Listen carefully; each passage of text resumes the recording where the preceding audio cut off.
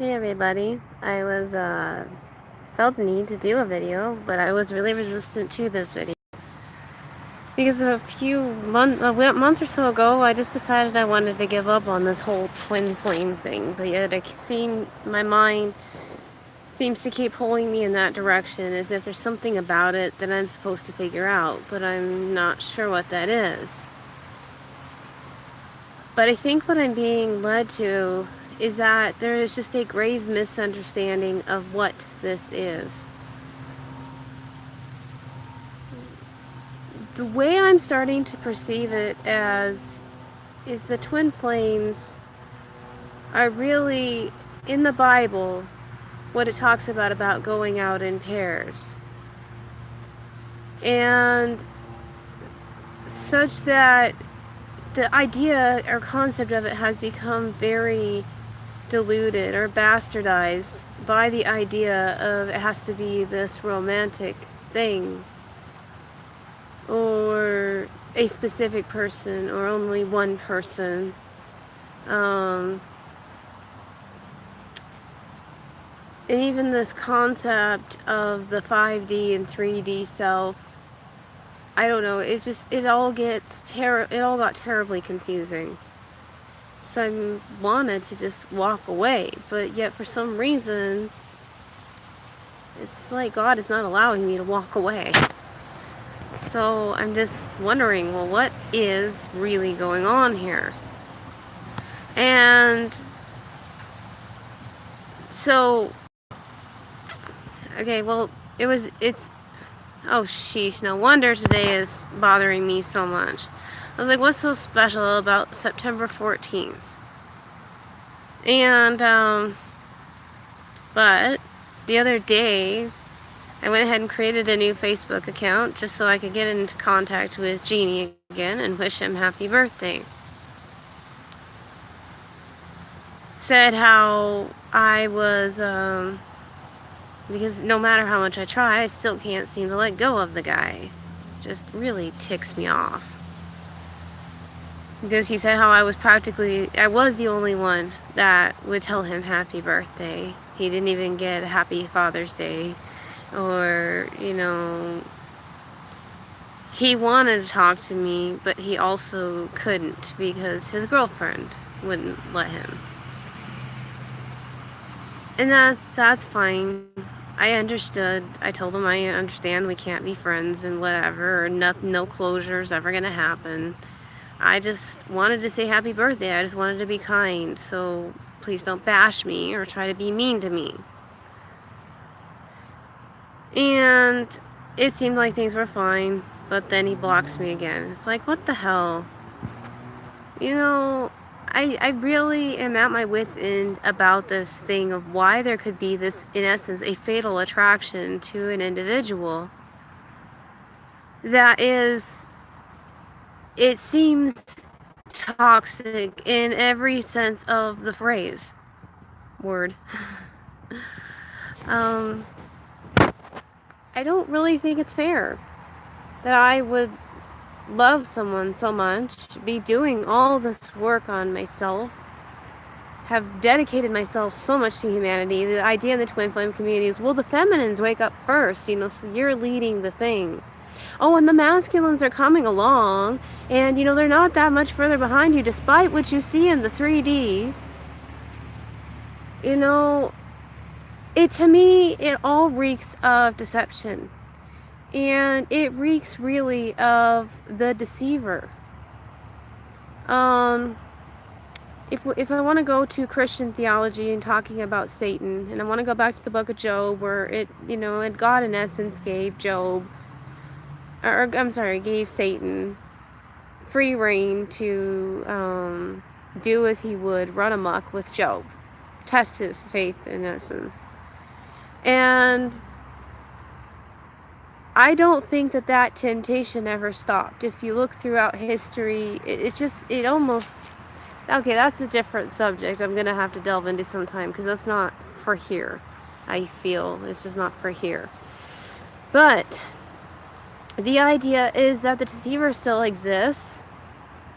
I mean, Satan is still there, but I believe it's like in the book of Job, God is letting Satan do all this. So you could say, in essence, like Satan could maybe be the Arkans or the Anunnaki or something like that, something that has enslaved humanity and taken away our rights of free will, our rights to be able to grow up in God, to grow up spiritually, and whatever.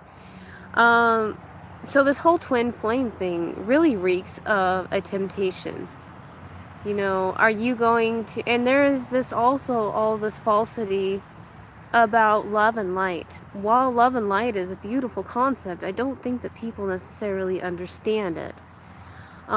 Because they look at anything that makes them feel bad or any shadow aspect of themselves as, well, that's not love and light. And love and light is only about being good and whatever. Oh, but behind your back, I can be as nasty as I want to be.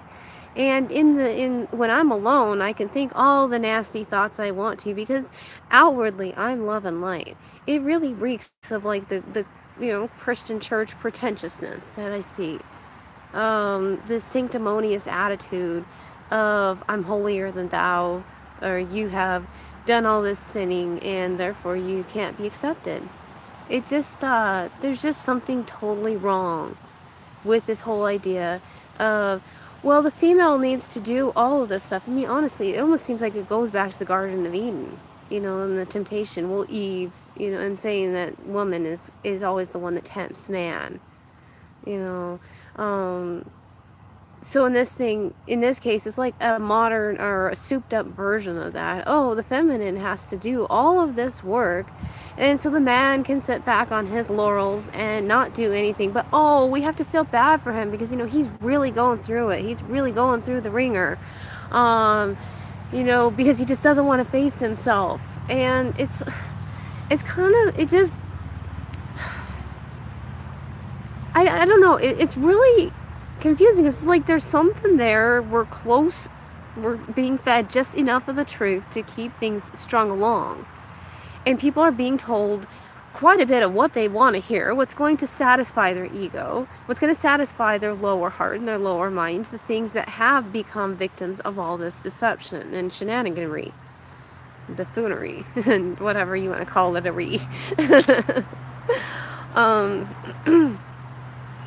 so I'm asking myself, though, well, if the twin flame thing is really misunderstood, then what is it? I know I'm a divine feminine. The thing is I know who my master is, and my master is Jesus. And if you take that, I do believe that Jesus and Mary Magdalene are the ones that are really orchestrating all this. Mary Magdalene is important to me too. She has guided me so much. And so if I ask myself, as a divine feminine, what does that mean to be a twin flame? And I don't think it means a romantic relationship at all. I mean, I've heard someone else from this, like, Golden Ray Twin Flames or whatever, something like that, and he talks about how that's the problem, is this idea of relationship. And, he describes his relationship with his twin flame that's been going on for like 25 years or whatever. And that sounds actually a lot like what's going on between my husband and I. And part of that was what led to this whole thing of, our Casper and I actually really twin flames. Are we just really puzzling through a lot of things? And is there actually a happiness at the end of all this? Because I keep feeling like I'm not going to throw in the towel. There's still something else to figure out. So it's like on one hand, I'm being tempted by a lover that is in just a much worse version of Casper. But yet Casper, through everything, has, as far as I could tell, been loyal and faithful, and he loves me in his own way. I mean, we do have that brother and sister love, and nobody knows me better than him. Just because there's things that I don't get from him, completely emotional fulfillment, it doesn't mean that couldn't potentially be a twin flame thing. if you remove this whole idea that it has to involve romance. Because honestly, we are very good partners if we could just set aside this whole thing of trying to be romantic partners. So it's like Mel says, of getting rid of that idea of relationship and templating in new ideas for relationship. But then Jeannie is tempting me all this time because my heart keeps saying, yeah, but what about the romance? What about the passion? What about that drive to serve humanity? And honestly, he's the one that woke me to really this mission of serving humanity. And these are my people. And yet that is one of the most selfish individuals I have ever met. And so I was attracted to the idea at first that this is what I thought he was doing, because he's very good at projecting, you know, his own insecurities. If he knows this isn't what he does, so he's going to judge other people to hell and back for it. And so on one hand, there's my heart that wants the romance, that wants the person that seems to be fighting for humanity, that has that passion, that drive, that creative spark or whatever. But yet on the other side, there is a person that is loyal, steady, consistent. You know, we have familiarity of what we have built together. Yeah, there's a lot that's broken, but there's still so much that can be fixed. But it's asking myself, well, obviously there's something greater going on here, but what? I don't know. But I'm wondering, I guess what I came on to really say is I think the twin flame thing has less to do with this idea of one soul incarnated into two bodies, or there's only one twin flame. I think the twin flame, and I'm going to go back to my original idea, even though a lot of people argued with me about it, the twin flame is higher than a soulmate. And this is where two people come together that have a resonance with a specific mission of what God wants to do on this earth to help free his people from slavery. In essence, you know, to become Moses and bring people out of Egypt. I think the twin flame can change at any given time based on what particular part of the mission you happen to be focusing on, or that you happen to be working on at that moment, that your gifts are perfect for, so you're going to find somebody else that mirrors you. So honestly, I could look at it within this framework and say that, you know, both Jeannie and Casper are twin flames, because they both ignite me to work on my divine mission in a different way. I mean, if it weren't for Casper, I mean, I broke down like 3 or 4 years ago. You know, that was way before Jeannie. But Casper allowed a deep level of growth in me that I really don't know if I would have achieved otherwise if I hadn't been so triggered. You know, I can't say that Jeannie came along and woke me up. No, that awakening was already happening. He just woke up something else.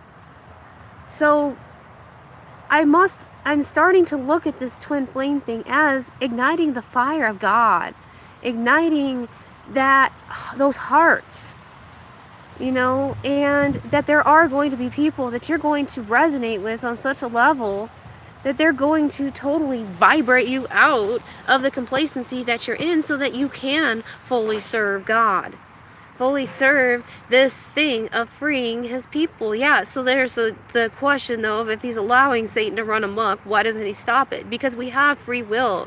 And honestly, at this point, this experiment has gone so wrong that, you know, God believes in us, and then there are the heavenly hosts that are willing to help us. You know, we still do have free will, you know. And while this whole thing of letting Satan run amok, you know, kind of maybe went a little bit too far, it kind of developed its own artificial intelligence, and it's to the point where we're probably the only ones that can stop it. You know, it doesn't mean that God is mean or whatever. I mean, this is just part of our lessons. This is honestly what we came here to Earth to do. And we all need to learn to get along. And I know that's what my mission is. And I know that both of these men help me in that. They help me to say that I am serving God and I am going to be the best version of me that I can. And I have removed so much dysfunctional behavior from myself, so much conditioned behavior, because of ways that both of them had triggered me. And nobody else in my life has been able to trigger this kind of massive response. This kind of utter devotion of I have to know God and dedicate myself to the work of Jesus. So that's just kind of my little processing of this twin flame thing, because like I said, I can't quite seem to let it go.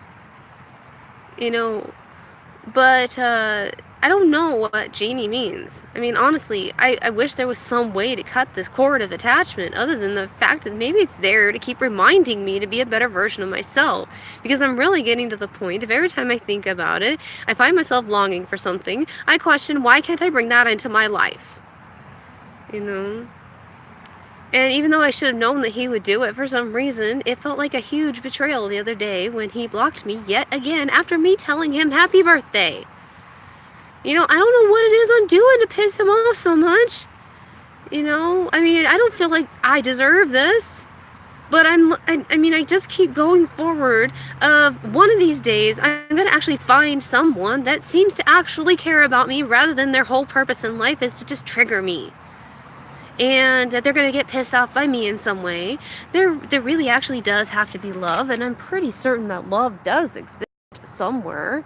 Happiness can exist somewhere.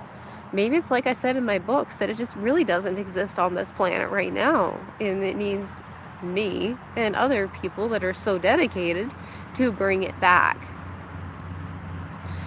I'm going to leave that there for now. I feel that's kind of the end of my thought flow.